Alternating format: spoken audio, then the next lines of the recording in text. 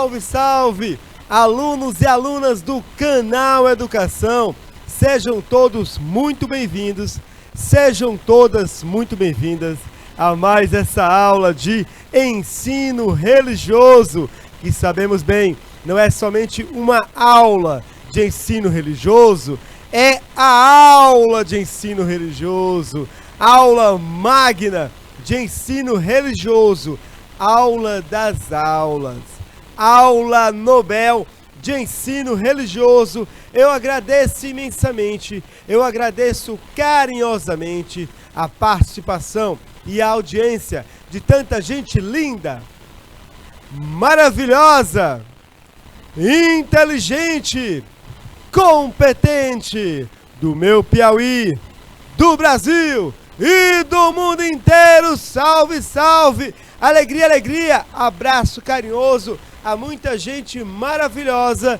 que acompanha essa aula e sem perder tempo, sem perder tempo, sem perder tempo, porque tempo é, porque tempo é, porque tempo é conhecimento. E qual será? E qual será? E qual será a nossa temática de hoje? Concepção de vida e morte no hinduísmo, a religião hindu. Nossa aula terá como objetivo principal conhecer a concepção de vida e morte no hinduísmo, através do estudo da doutrina e do que ensina também as escrituras sagradas.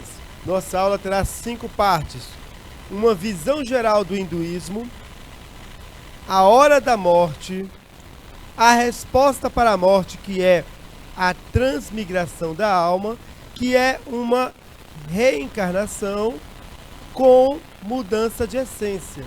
O que isso quer dizer? Na reencarnação clássica, o ser humano morre ser humano, reencarna ser humano. Na transmigração da alma, ele pode reencarnar no corpo de um animal, como um cavalo, um boi e assim por diante. E também as vias de salvação. Qual é a noção de salvação que há no hinduísmo? Preparados? Então, vem comigo. Hinduísmo, aspectos gerais e simbologia. Aqui nesse slide inicial nós temos, por exemplo, a flor de lótus, que é um símbolo do hinduísmo. Aliás, é um símbolo das religiões orientais. A flor de lótus é o símbolo da relação do ser humano com Deus e com o mundo material. É uma flor que se abre para o céu, se abre para Deus e pode florescer em locais lamacentos, ou seja, não importa a sua condição, você sempre vai ter a capacidade de se abrir para Deus. Temos também aqui um deus do hinduísmo, Ganesha, deus da sabedoria. Os deuses do hinduísmo sempre estão, olha só, em cima de flor de lótus. A flor de lótus é muito importante. Aqui nós temos Brahma, certo? O Deus criador, representado por essas 3 cabeças. E aqui, bom, o próximo símbolo, vamos estudar daqui a pouco, é o Om, o som sagrado. Om, Om. Bom, hinduísmo. Se você olhar para esse mapa, você vai perceber esse rio aqui. Esse rio aqui é o rio Indo. Uma importante civilização para o nosso mundo surgiu aqui no rio Indo, por volta dessa região do rio Indo, que percorre todo o Paquistão e uma parte da Índia e uma parte da China. Nesse local surgiu, por exemplo, o hinduísmo enquanto religião. Bom, no Vale do Rio Indo, o mais importante rio do Paquistão, que atravessa o norte da Índia, nessa região aqui surgiu o hinduísmo. Não temos conhecimento sobre o fundador do hinduísmo. Ninguém conhece, é uma religião que não possui um fundador especial e por isso que ela se autodenomina uma religião eterna, ou seja, uma religião que sempre existiu e sempre existirá. Literatura sagrada, Vedas. Os Vedas são o livro sagrado mais antigo da humanidade conhecido. O livro mais antigo da humanidade sagrado são os Vedas. A Bíblia, por exemplo, é um livro muito jovem, é um dos caçulas da literatura sagrada mundial. Os Vedas existem há dezenas de milhares de anos, alguns afirmam 30 mil anos, existem os Vedas e o hinduísmo. Bom, com relação à ideia de Deus, é preciso deixar bem claro que o hinduísmo não tem um sistema único de crenças. No entanto, ele pode ser considerado a maior religião politeísta do mundo. O que significa politeísta? Uma religião que acredita em muitos deuses. Quase todas as aldeias têm a sua própria divindade, como por exemplo, Ganesha, o deus com cabeça de elefante, Kamadeva, o cupido do hinduísmo, um deus que está sentado em cima de um papagaio e que atira flechas que, se atingirem um casal, eles ficam enamorados. Sarasvati, esposa de Brahma. Se você notar bem, essa região aqui está próxima da região do Oriente Médio, onde surgiu, por exemplo, religiões como judaísmo, cristianismo e islamismo.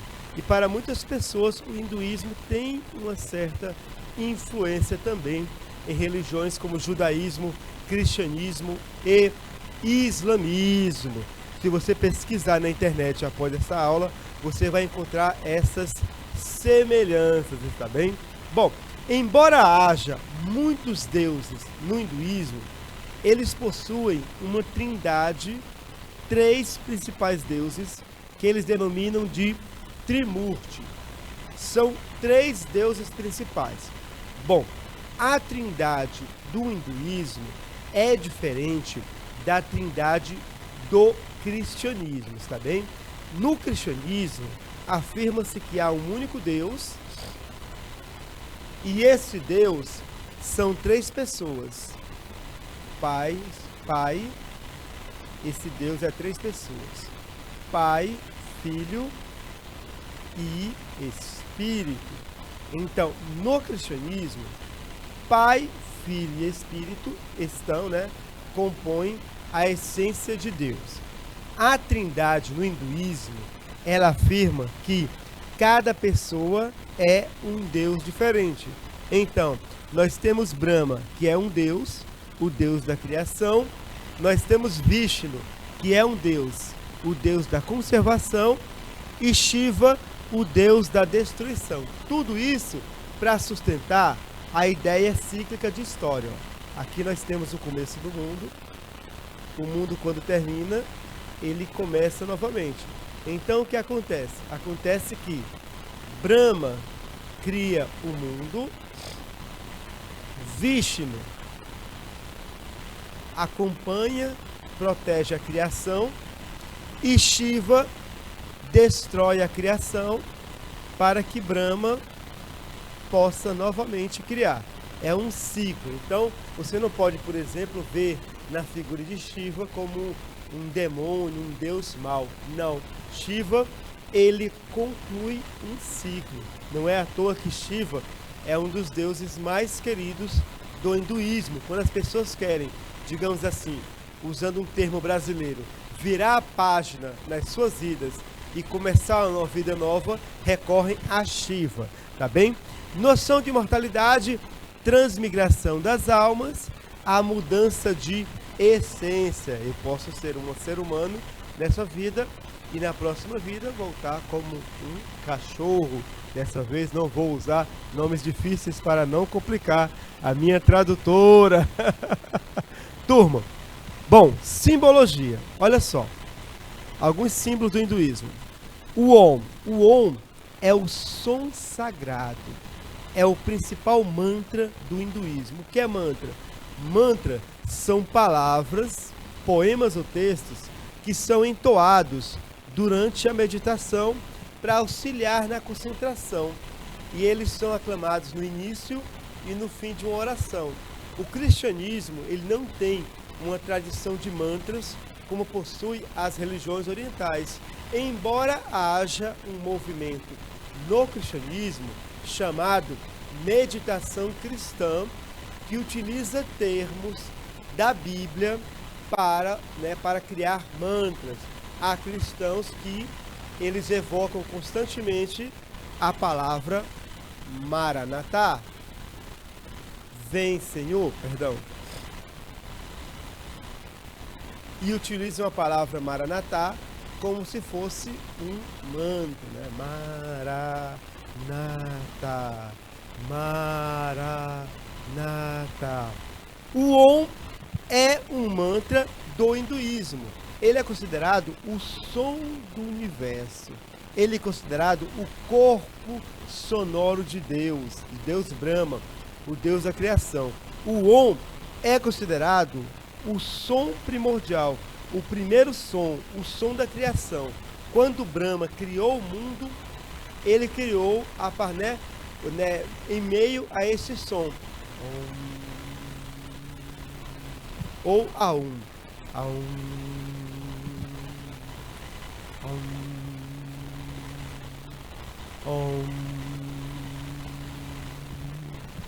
O Om é considerado um som eterno, em que passado, presente e futuro vivem juntos. Eu estou mostrando esses símbolos do hinduísmo porque eles são importantes para nós compreendermos a noção de imortalidade. Está bem? O segundo símbolo é um tridente, aqui, ó, chamado Trishula. É o objeto carregado por Shiva. Shiva, que é o Deus, o Deus da criação, o Deus da renovação, o Deus da destruição, não é? Aqui nós temos mais um símbolo que daqui a pouco nós veremos qual é. Bom, cada uma dessas pontas da Trishula representa uma função da trindade do hinduísmo. Brahma, criação; Vishnu, preservação; Shiva, destruição. Também podem representar passado, presente, futuro, vontade, ação e sabedoria. Olha que interessante. A vontade leva à ação, mas a ação deve ser feita com sabedoria. Bom, outro símbolo do hinduísmo é esse aqui, ó. Esse ponto na testa, ele é chamado de tilaka. É como se fosse um terceiro olho. Esse ponto é utilizado tanto por homens como por mulheres, e ele sinaliza que a pessoa é praticante do hinduísmo. Quando você utiliza um ponto na testa, você está se declarando praticante do hinduísmo, assim como muitos cristãos usam, por exemplo, a cruz carregada no peito para dizer que são cristãos. Esse terceiro olho simboliza a consciência que a pessoa possui em querer se tornar alguém melhor do que ela é. Então é uma consciência. O olho é um símbolo da sabedoria, da consciência.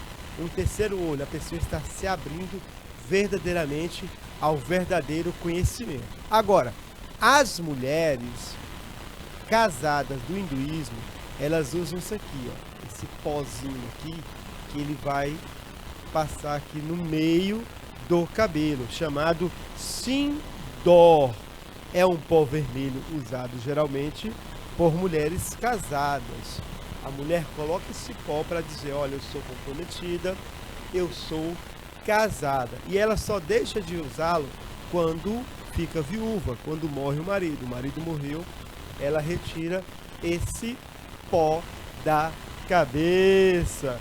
Turma, agora vamos adentrar no que interessa, tá bem? Que é a doutrina sobre a morte. E vamos iniciar abordando a questão dos rituais na hora da morte. Cada religião possui um ritual. Nós vimos como é o ritual do judaísmo, vimos como é o ritual do islamismo, do cristianismo, do budismo. Hoje, como é o ritual do hinduísmo. Não se esqueçam que, para os orientais, por acreditarem na reencarnação, o corpo, ele é descartável. O corpo nada significa, o que é significativo é a sua alma que vai continuar a jornada. Mas o que acontece exatamente na hora da morte? Antes de falar o que acontece na hora da morte, na hora do nascimento, sabe qual é o primeiro som que a criança escuta? É o Om, o som da criação. Quando a criança nasce, é entoado o Om ao seu ouvido. Om, Om. Por quê? Porque ela está recomeçando o seu ciclo na vida, né? Um novo ciclo. Por que está recomeçando, professor? Se ela está nascendo, ela já foi alguém noutra existência, tá bom? Bom, os hindus, eles preferem morrer em casa, cercados pela família. Os hindus não gostam de morrer em hospitais, certo? Na semana passada, nós fomos surpreendidos com o falecimento de um grande humorista, artista brasileiro, o Jô Soares. E na sua missa de 7º dia, se não me engano, no ritual de lembrança da sua existência, o doutor Drauzio Varela disse que Jô Soares, ele pediu para morrer em casa, fazendo o que mais gosta, que era assistir filmes antigos, filmes clássicos. Então Jô Soares, ele preferiu morrer em casa. Jô Soares era anarquista, não tinha exatamente uma crença em deuses, tá bem? Os hindus, eles preferem morrer em casa por questões culturais e também religiosas.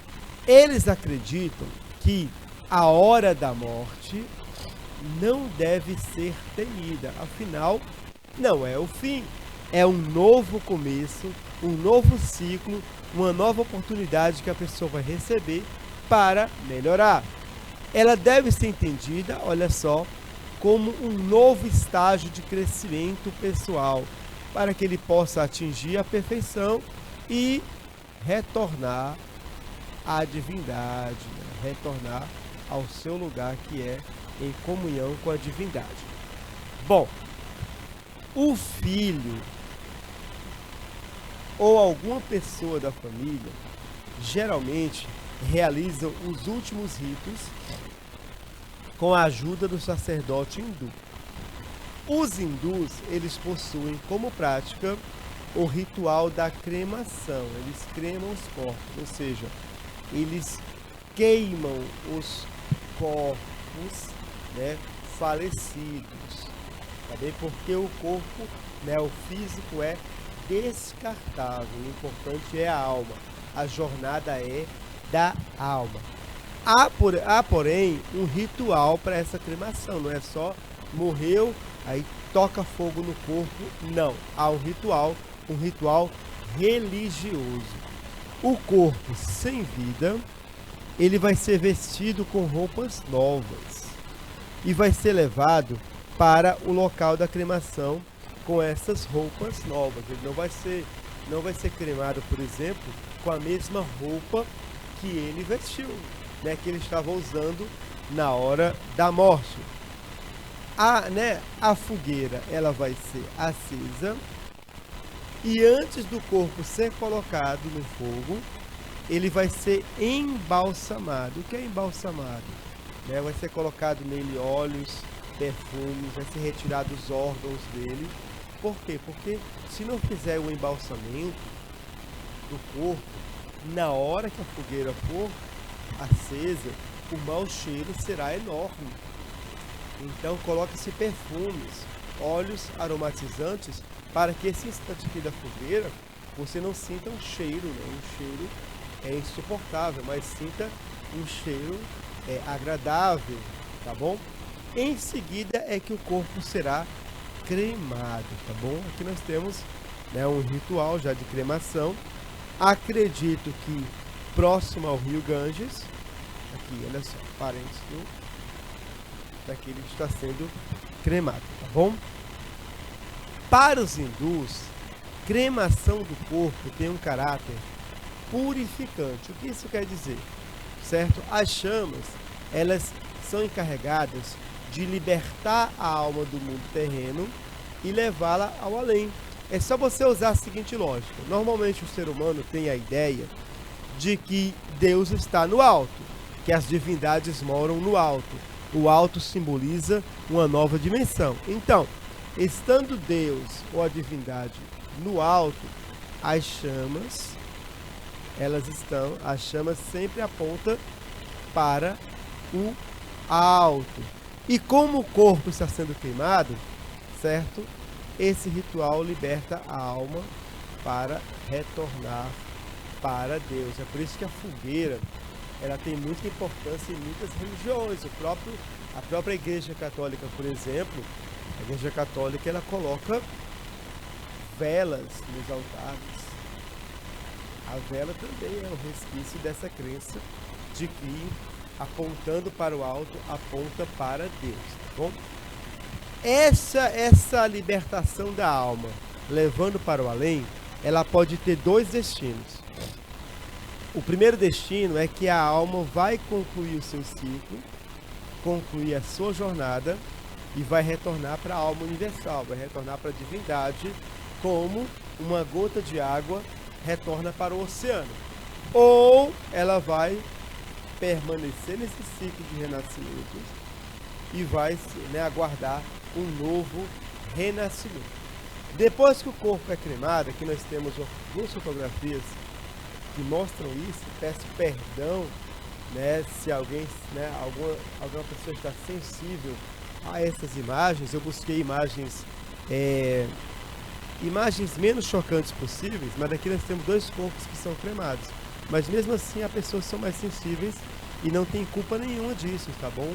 Por isso que eu usei essas imagens como uma forma de respeito à sensibilidade, tá certo? Nem me atrevi a colocar fotografias do Rio Ganges, porque a imagem é ainda mais, não diria chocante, mas diferente da nossa cultura. Mas mesmo assim, olha só, aqui nós temos o ritual, certo? O ritual do corpo que vai ser cremado e logo em seguida são cinzas jogadas no Rio Ganges. Então, às vezes a cremação acontece bem próximo do rio, para que isso se possa colocar as cinzas diretamente na água. Turma, todos os dias, milhares de pessoas vindos de todas as regiões da Índia dirigem-se a uma cidade que fica às margens do Rio Ganges para purificarem-se suas águas.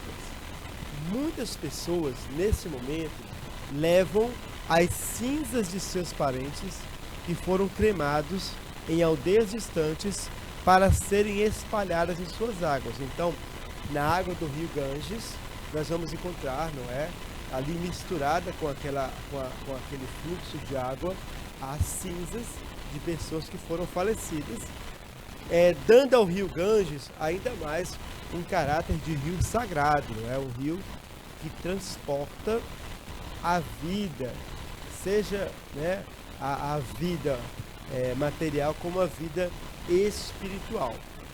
Quando as pessoas são vítimas de doença ou epidemias, o corpo ele é jogado diretamente nas águas do Rio Ganges. Então, a pessoa foi vítima de epidemia ou doença, o corpo é jogado. Muitas vezes nem passa pelo processo de cremação.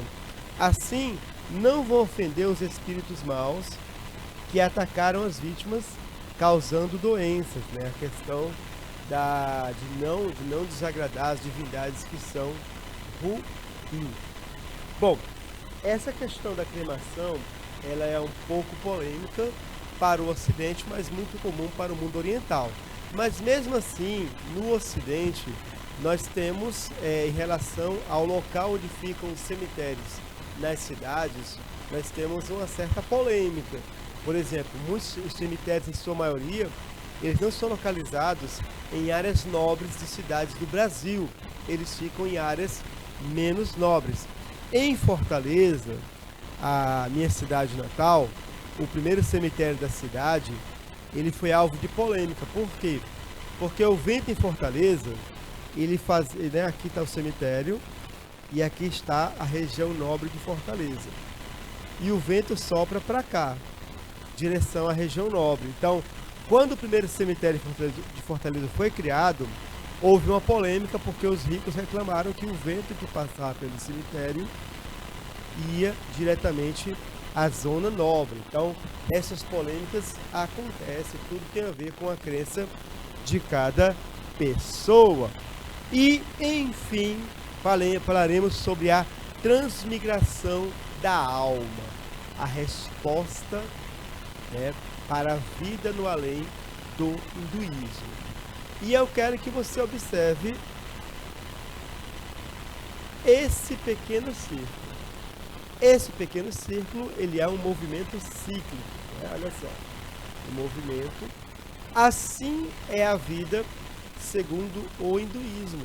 A vida segundo o hinduísmo é esse ciclo, um ciclo que vai se repetindo, um ciclo que vai se repetindo, se repetindo, até que a pessoa alcance a perfeição.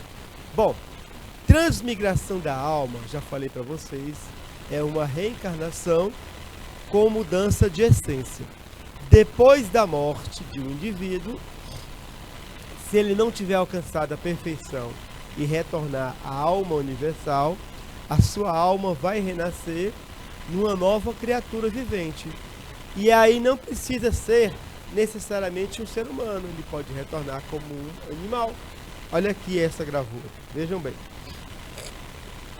A pessoa, né, ó, ela encontra a morte. Vou te encontrar vestida de cetim, pois em qualquer lugar aguarda só por mim, canto para minha morte, do Raul Seixas. Então olha só, presta bem atenção. A pessoa encontra a morte e aqui ela pode ou retornar como um ser humano, ou se ela tiver praticado muitos atos, inclusive em níveis animalescos, ela pode retornar como um animal. Olha aqui o ser humano preso no ciclo de um animal. Então você pode imaginar como, né, o que leva uma pessoa a reencarnar como um outro ser vivente. E daí você entende, por exemplo, porque os hindus, eles são vegetarianos, em sua maioria, e também porque o hinduísmo, ele é uma religião que tem um profundo respeito pela vida animal, porque são pessoas em processo de evolução, tá bom? Então, chegou aqui, ó, na morte, acontece a mudança de essência para muitos. Um amigo meu, hinduísta, ele chegou a falar que também pode ser, você pode reencarnar em corpos vegetais. Ele até citou um exemplo, não sei se ele é um grande mestre do hinduísmo, tá bom? Ele fala assim, por exemplo, na época eu não era professor, eu era um jovem de 20 anos. Por exemplo, Marciano, uma pessoa que é fisiculturista, que cultua o corpo, vai à academia, quer ficar forte, quer ficar assim, ele vai reencarnar como uma árvore para realizar o sonho dele de, certo, exibir-se, mostrar toda a força que ele possui. Então, essa é a lógica, está bem? Que há por trás da transmigração da alma. O que vai definir como a pessoa vai reencarnar é aquela nossa lei já conhecida, que vocês já sabem o que é a lei do karma. Toda ação tem consequência e essas consequências acontecem depois da morte. A lei do karma pode ser chamada de lei do retorno, só que é uma lei do retorno que vai acontecer após a sua vida. Por falar nisso, querido aluno, querida aluna, você que do nono ano tem 12, 13 anos, ainda é muito jovem, agora que está conhecendo a vida, saiba que a lei do retorno, ela existe. Todo bem que você pratica retorna para você. Todo mal que você pratica retorna para você. E não é praga de professor, não é praga de pai ou mãe, não. Quando você pratica o mal diversas vezes, com frequência, você cria em torno de você uma atmosfera do mal.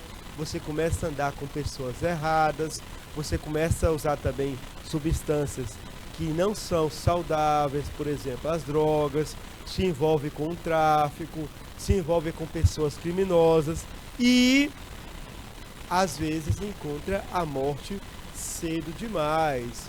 Professor, foi praga de pai? Praga de professor? Não. Você cavou. Você fez o seu destino. Está bem?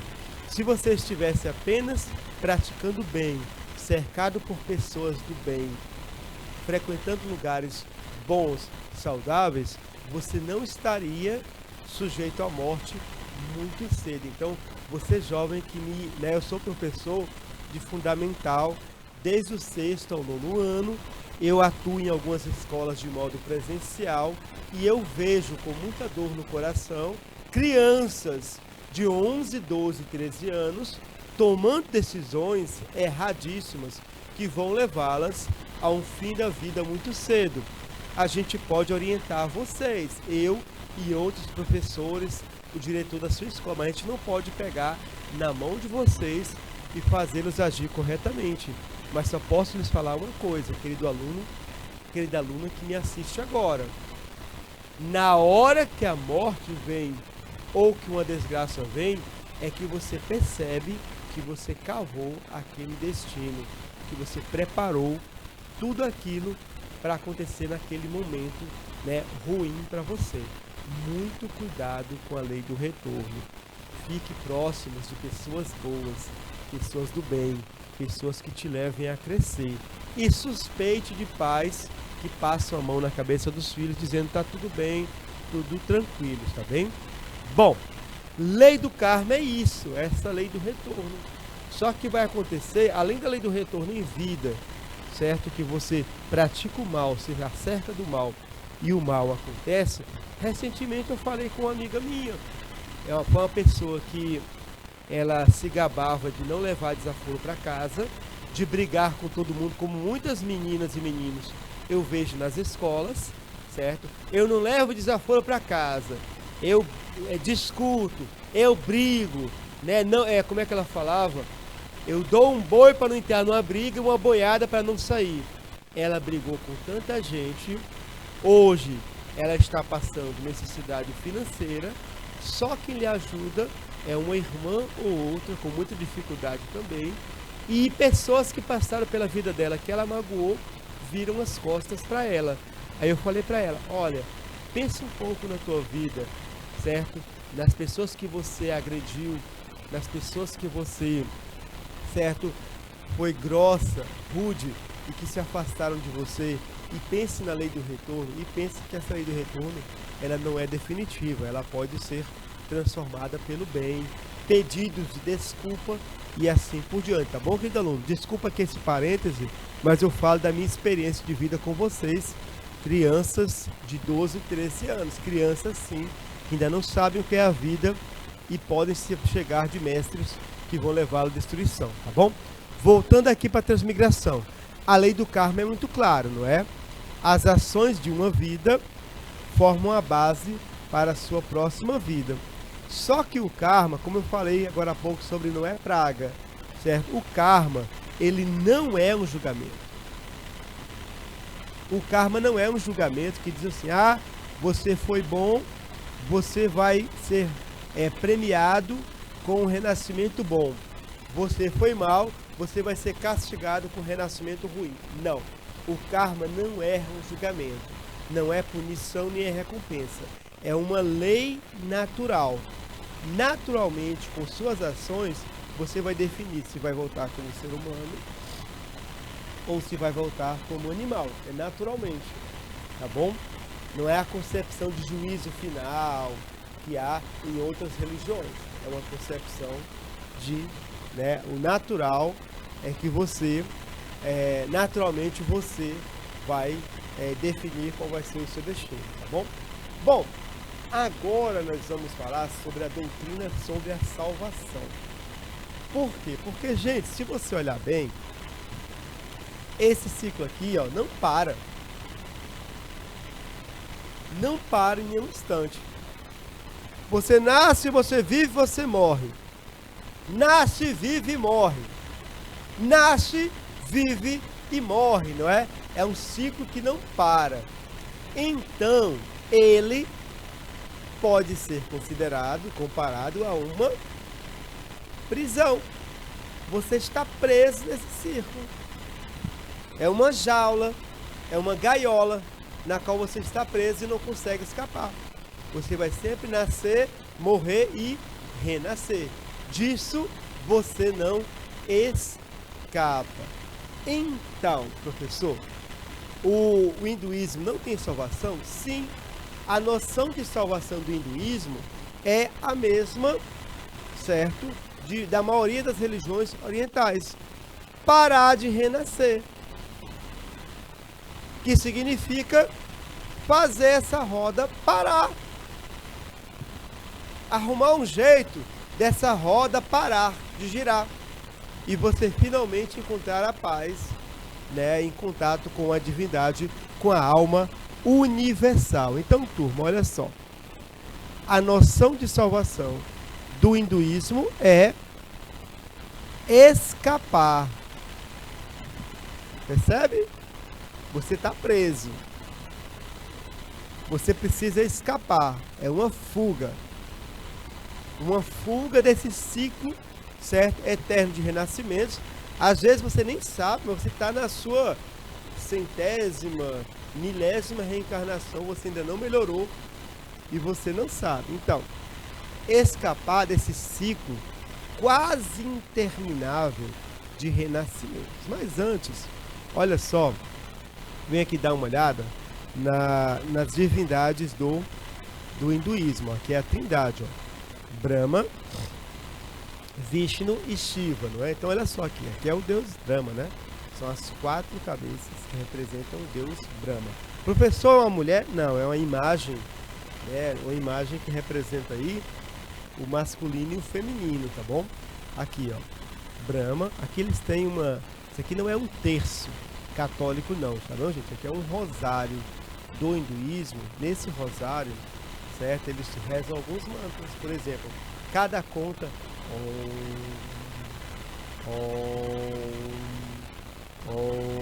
ou outro mantra, tá bom? Então, Brahma aqui, criador, olha só, sempre as divindades em cima da flor de lótus, olha só, é uma flor importante, né? Representa a condição humana, a capacidade humana de se apresentar diante de Deus. Então você vai ver muito, né? Muita flor dos deuses, tá bom? Bom, e aqui nós temos Vishnu. Vishnu é o deus da criação, está aqui segurando uma concha, ó.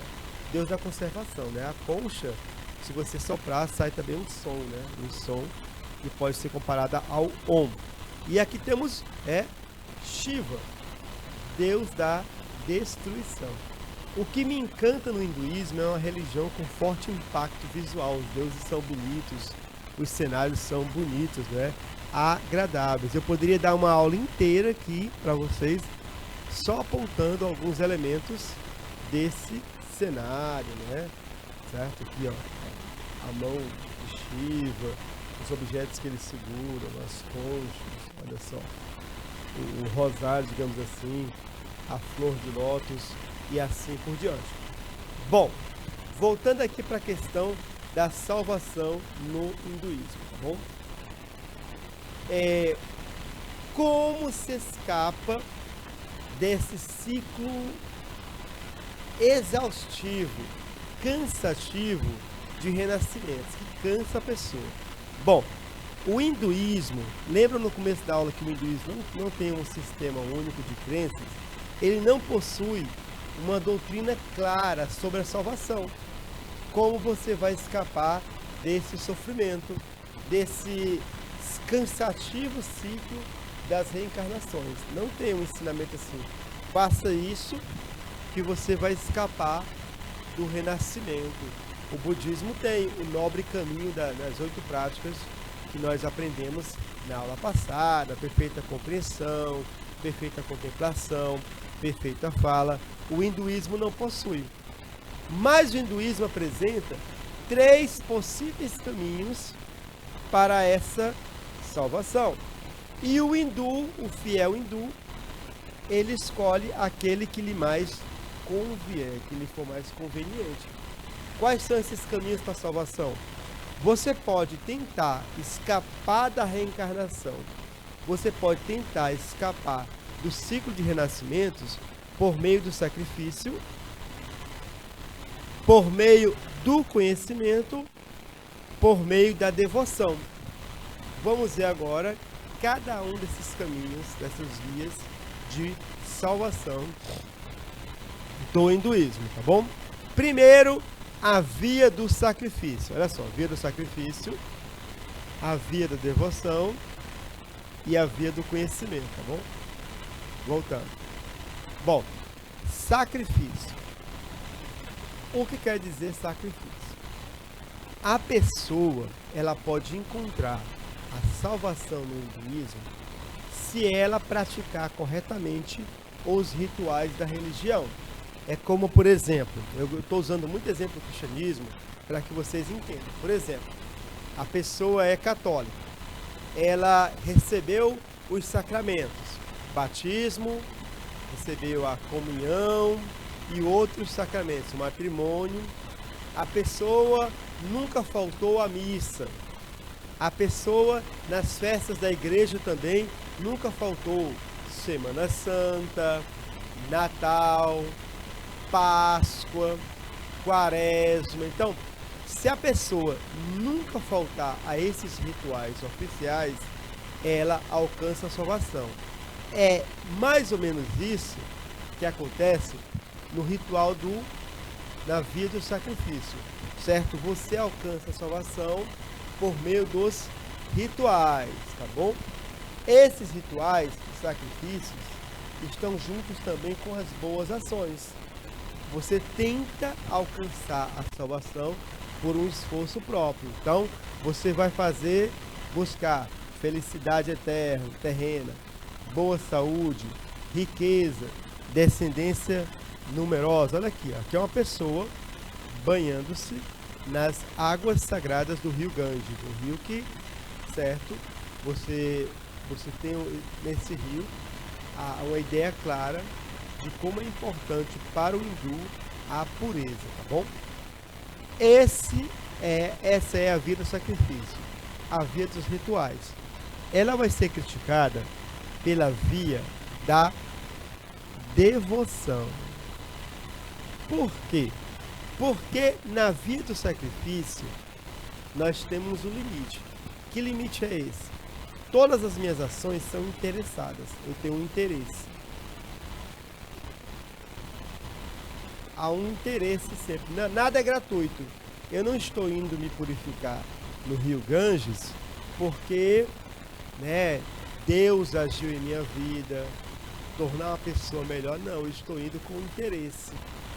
Eu estou indo, certo, querendo me purificar para alcançar o sacrifício.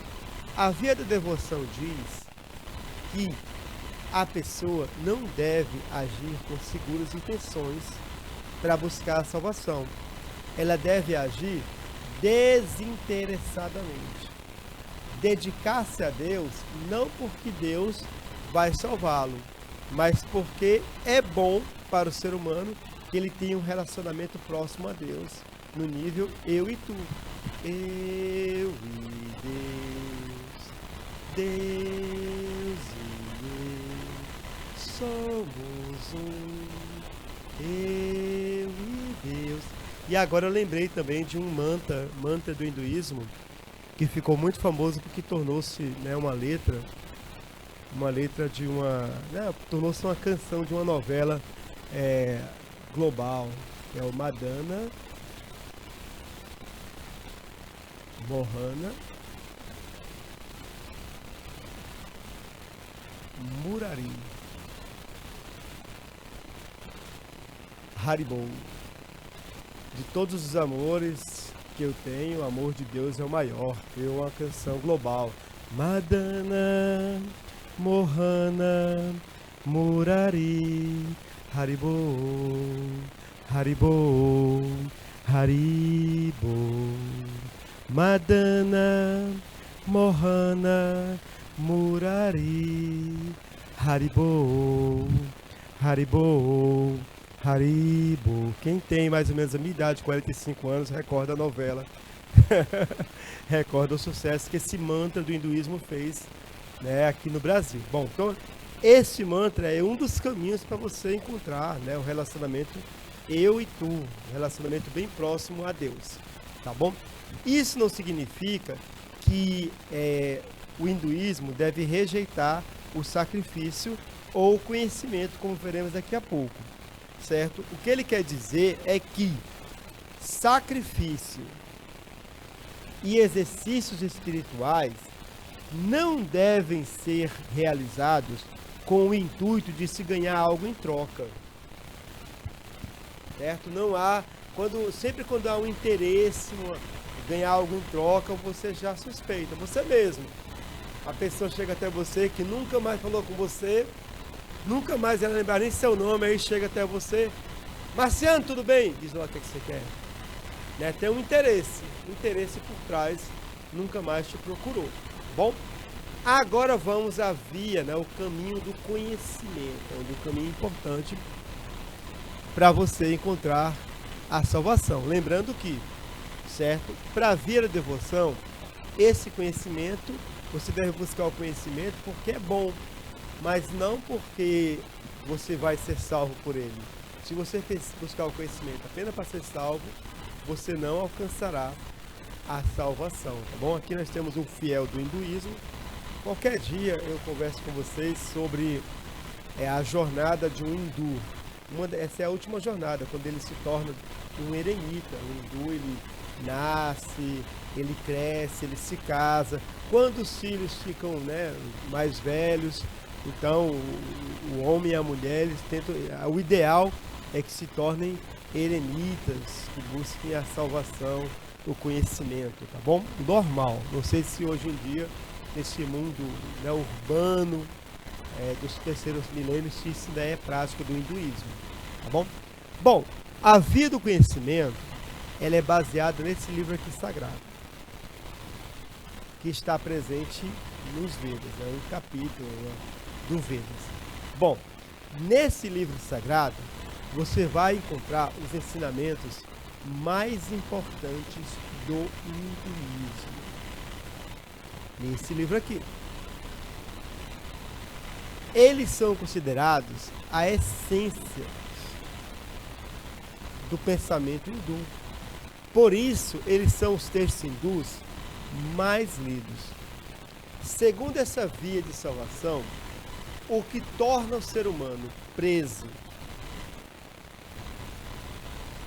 nesse ciclo de renascimentos é algo chamado ignorância. É a ignorância do ser humano que o leva, que o amarra, que o prende no ciclo da reencarnação. Assim, se você compreender a verdadeira natureza da existência, você alcança, ou pelo menos estará no caminho para a salvação. Nesse ponto aqui, o hinduísmo ele tem uma ligação com o budismo. Justamente é isso que o budismo quer, não é? Que a pessoa, né, alcance a iluminação, o conhecimento da realidade, do que é realmente o ser humano. Apenas quando o homem adquire o conhecimento, ele vai ser salvo e ele vai ser livre dessa roda da transmigração. Mas que conhecimento é esse? Aqui nós temos os 5 pontos que definem qual conhecimento que o hindu deve ter para alcançar a salvação. Mas ele deve compreender mesmo, não é só decorar. Não é, eu vou decorar esses 5 ensinamentos e aí, então eu estou salvo. Não, é compreender mesmo. Compreensão no mundo oriental, ele vai além da razão. Ele entra na questão da emoção, do sentimento da pessoa, da essência da pessoa. Quando a pessoa, na sua essência, compreender que a alma humana e o mundo espiritual são uma coisa somente, não há divisão, certo? O mundo espiritual, ele foi feito para a alma humana e vice-versa. E que a alma é uma parte integrante dos seres humanos. A alma faz parte do ser humano. E também pode ser encontrada em plantas e animais.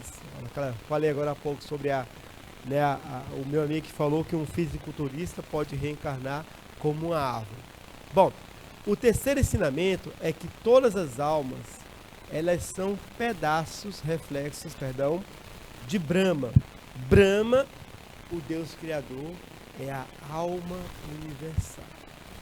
O homem será libertado quando ele adquirir uma plena compreensão da unidade entre a alma e Brahma.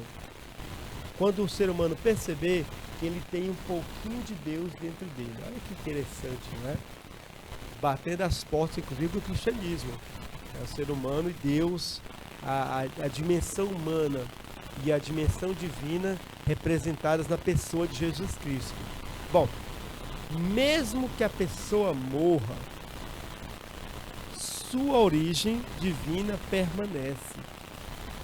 E a sua vocação é se unir novamente com Brahma, como uma gota de chuva se dissolve no mundo. Esses 5 ensinamentos levam, conhecimento sobre esses 5 ensinamentos levam a pessoa à salvação. Acabamos a parte do conteúdo. Vamos fazer agora alguns exercícios para sabermos se você está atento, para sabermos se você aprendeu. Olha só, a primeira é muito fácil. Vem comigo. Qual é a resposta para a morte no hinduísmo? Ficou muito claro, nós já vimos em slides anteriores, nem precisamos perder muito tempo pensando, não é? Tá bom? A transmigração da alma, a mudança de essência. Depois da morte do indivíduo, a alma da pessoa renasce em outra criatura. Pode ser um ser humano, pode ser um jacaré, por exemplo, tá bom? Continuando, então, a resposta correta, qual é o item? É a letra D, transmigração da alma. Para você que acertou, eu só posso dar uma nota e é aquele 10 com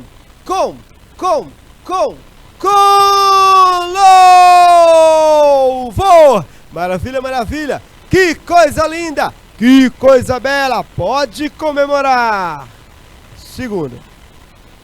A segunda pergunta diz: quais são as vias, os caminhos de salvação no hinduísmo? São 3. Então, são 3. Nós estudamos. Vou lhes dar uma colher de chá. Vamos voltar ao slide que traz esse conhecimento aqui. Olha só. As 3 vias.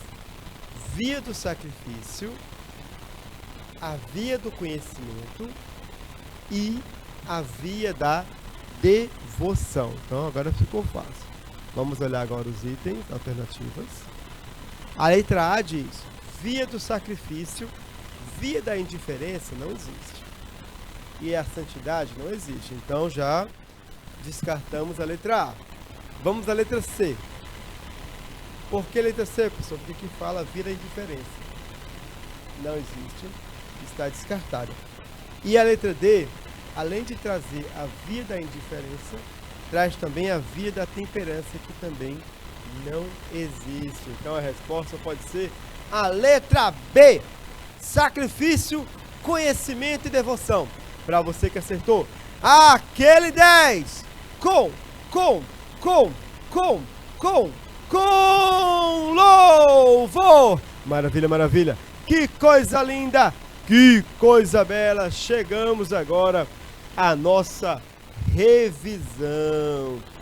Tudo de mais importante que foi estudado nessa aula, porque depois dessa revisão, só anunciar qual é a próxima aula.